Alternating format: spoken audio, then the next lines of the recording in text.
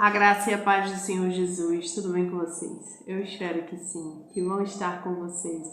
Mais um Café com Jesus, que venham compartilhar uma palavra de Deus. Nós estamos meditando em Gênesis capítulo 41, né? Já chegamos a Gênesis 41 e nós chegamos hoje na história em que José interpreta os sonhos de Faraó.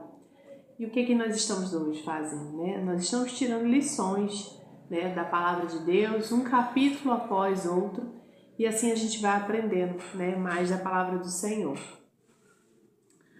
Gênesis capítulo 41, né, fala que após o final de 2 anos, é uma leitura bem extensa, de 57 versículos, então eu quero fazer aqui um resumo, né, se você tiver uma Bíblia na sua casa, leia Gênesis 41, e fala, né, que José, ali ao final de 2 anos, né, Faraó tem um sonho. Né? José está ali 2 anos naquela prisão, né, onde ele tinha interpretado os sonhos dos prisioneiros, do copeiro e do padeiro ali. E se passam 2 anos, né, e o Faraó ali tem um sonho que deixa ele totalmente muito inquieto, muito preocupado. E ele manda chamar, né, todos ali para poder, os sábios, os magos, para que eles possam ali interpretar o sonho, né, que ele tinha. Mas ele fica ali perturbado, o versículo 8 diz que pela manhã perturbado mandou chamar todos os magos, sábios do Egito. Ele contou os sonhos, mas ninguém foi capaz de interpretá-lo, né? O sonho de Faraó falava que havia 7 vacas feias e magras, né? E comeram ali as 7 vacas belas e gordas, né? E ali o copeiro, né, fala que começa a se lembrar ali de José, né? Deus, né, faz essas coisas, né, e faz ali ele se lembrar de José e no tempo certo, né, na hora certa, e manda chamar Faraó. Então manda chamar José no versículo 14, né, vai falar assim: Faraó mandou chamar José, que foi trazido depressa do calabouço, depois de se barbear, trocar de roupa e apresentar-se ao Faraó. Né? O Faraó disse a José: tive um sonho e ninguém há quem possa interpretar. Mas ouvi falar que você, ao ouvir um sonho, é capaz de interpretá-lo. Respondeu José: isso não depende de mim, mas Deus dará ao Faraó uma resposta favorável. Né? José ali é chamado, ele se troca, se barbeia, toma um banho, né, porque ele estava preso, né, e ali ele se apresenta de uma forma, né, que não poderia ser de qualquer jeito que ele poderia se apresentar na presença do faraó. Mas ali José troca as suas vestimentas, se limpa, toma banho, né, o Senhor faz ali uma transformação, né, física ali nele, para que ele pudesse estar no novo local que o Senhor ia colocar. E ali Faraó começa a contar o sonho a José, né? E ali José revela, né, a Faraó tudo aquilo que Deus tinha para fazer, né? Faraó ali tem um sonho que tinha o significado do que Deus estava para fazer imediatamente, né? E quando ele ali fala daquele sonho, ele fala ali que vai ter, que Deus estava para fazer logo, que viriam 7 anos de fartura e 7 anos de escassez, né? 7 anos de tempo bom e 7 anos de tempo muito ruim, e que Deus estava pronto para fazer imediatamente. E ali José é usado por Deus, né? Fala, interpreta os sonhos. No versículo 33, Faraó fala assim, ó, José fala assim: procure alguém agora, o Faraó, um homem criterioso e sábio, e ponha no comando da terra do Egito. O Faraó também deve estabelecer supervisores para recolher 1/5 da colheita do Egito durante os 7 anos de fartura. Eles deverão recolher o que puderem aos anos bons e virão a fazer estoques de trigo, e que sob o controle do faraó serão armazenados nas cidades. Esse estoque servirá de reserva para os 7 anos de fome que virão sobre o Egito, para que a terra não seja arrasada pela fome. Então, no versículo 37 fala que José é colocado como governador. O plano pareceu bom aos olhos, bom ao faraó e todos os seus conselheiros. Por isso faraó lhes perguntou: será que vamos achar alguém como este homem em que há o Espírito Divino? Disse, pois, faraó a José: uma vez que Deus revelou a você todas essas coisas, não há ninguém tão criterioso e sábio como você. Você terá o comando de meu palácio e todo o povo se sujeitará às suas ordens. Somente em relação ao trono serei maior que você. E ao faraó prosseguiu: entrego a você agora o comando de toda a terra do Egito. E em seguida o faraó tirou do dedo o anel selo e colocou nas mãos de José. José lhe interpreta o sonho e ali ainda dá instruções, né? José é um homem muito inteligente, é uma sabedoria vinda do céu, né? Do Senhor, de Deus. A instrução que Deus deu a José ali, né? Somente ele poderia ser usado para aquele propósito, né? Tava tudo ali preparado por Deus no tempo certo. Passaram-se 2 anos, acredito que 2 anos muito sofridos para a vida de José. Mas chega o tempo, né, do Senhor, ele também amadureceu. E chega o tempo do Senhor usar, né, José ali naquele momento certo. Ali o Senhor prepara tudo e Faraó, né, confia nas palavras ali, crê, né, e entrega toda a terra do Egito nas mãos de José. E aí José fala: vão seguir 7 anos de fartura e 7 anos de escassez, né? Eu tenho estudado muito sobre finanças e numa das aulas o professor falou que os tempos bons, muitas pessoas saem gastando no tempo bom. Só porque está ganhando mais, acaba gastando mais. E aí quando vem um tempo ruim, não tem nada, porque não guardou. E nós, diante dessa palavra de José, é uma aula de finanças, né? Essa história de José, nessa parte, nesse capítulo, é uma aula de finanças para a gente, né? À luz da Bíblia. E nos ensina o quê? A guardar.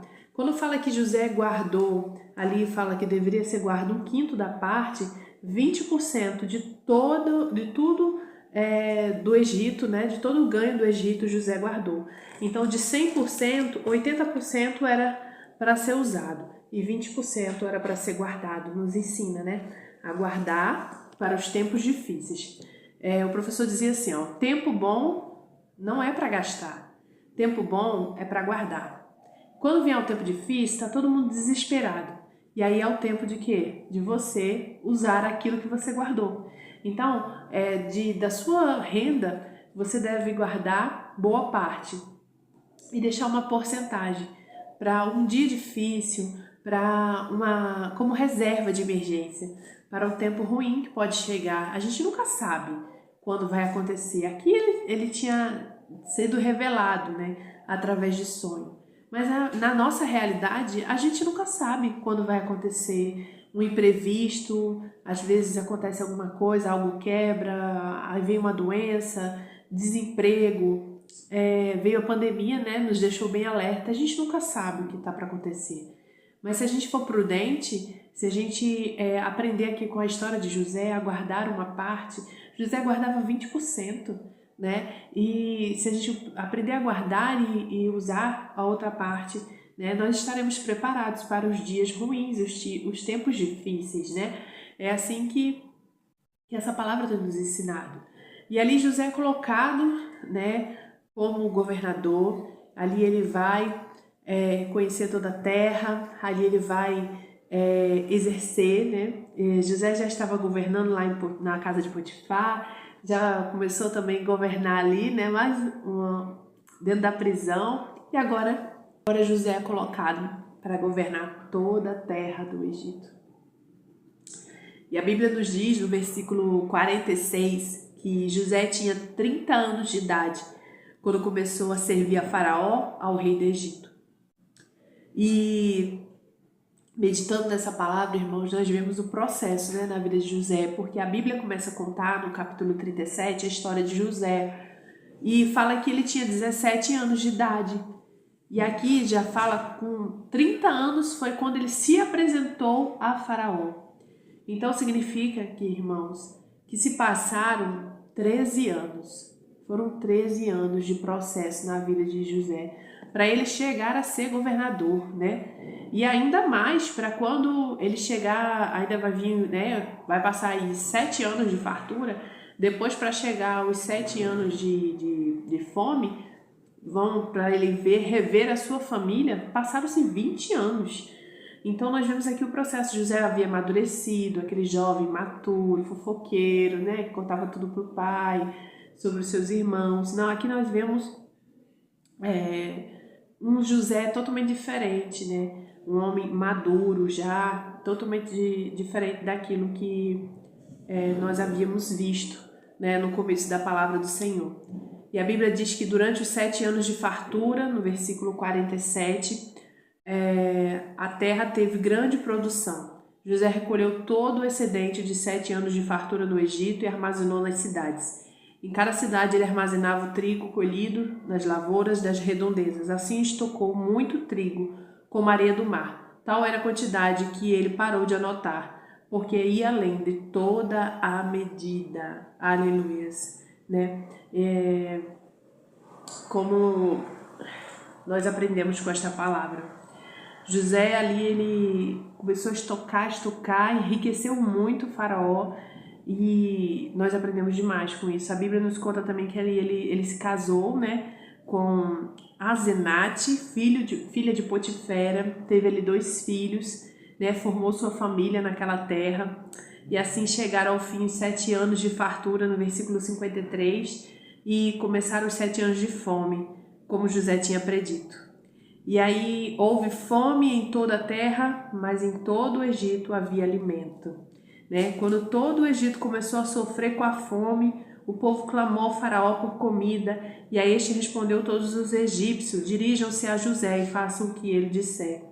56, versículo 56. Quando a fome já havia espalhado por toda a terra, José mandou abrir os locais de armazenamento e começou a vender aos egípcios, pois a fome se agravava em todo o Egito. E toda a terra vinha gente ao Egito comprar trigo de José, porquanto a fome se agravava em toda parte. Aleluias, glórias a Deus. Nós vemos aqui que José estocou, né? Ele não comeu tudo, né? Ele guardou uma boa parte e se preparou para o tempo difícil, né? A gente aprende isso, a não utilizar todo o nosso recurso e sim guardar uma parte, né? Deixar sempre uma reserva de segurança, porque aqui chegou o tempo da fome, todo mundo ficou desesperado.